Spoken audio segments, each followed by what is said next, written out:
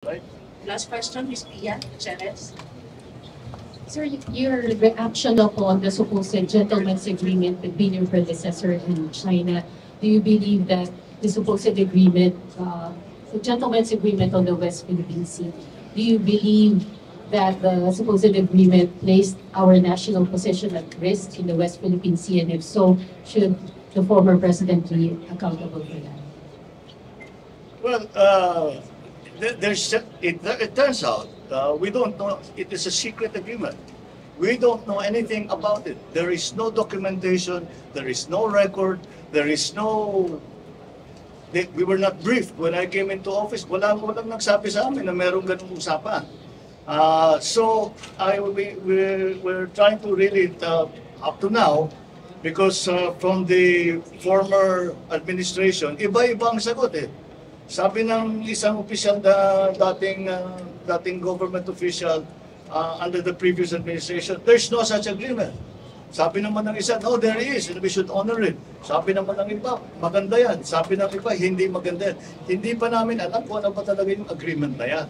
But, kung ang sinasabi sa agreement na yan, na kailangan tayong magpermiso sa ibang bansa para gumalaw sa ating sariling teritoryo, ay mahirap siguro sundan yung ganyang klaseng agreement. I am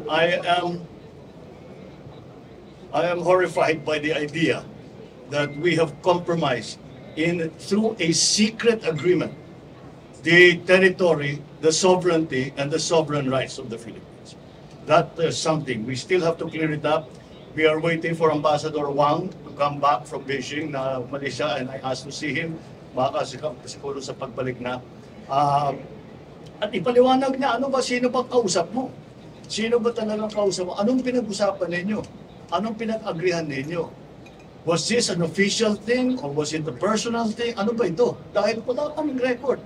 Kahit saan ka tumingin, walang record. So sikretong ginawa lahat ito. Bakit nila ginawa? Kung gagawin man nila, ba't pa nila ginawang sikreto? Nakakapagtaka nga eh. Kaya it's not a good situation. Sir, do you plan to talk to former President Duterte about it?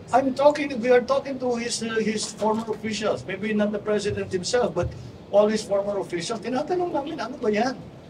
Ipaliwanag yun naman sa amin para alam namin yung ginagawa namin. And we still haven't gotten a straight answer. All right? Thank you. Thank you, sir. Thank you po. Thank you, Press.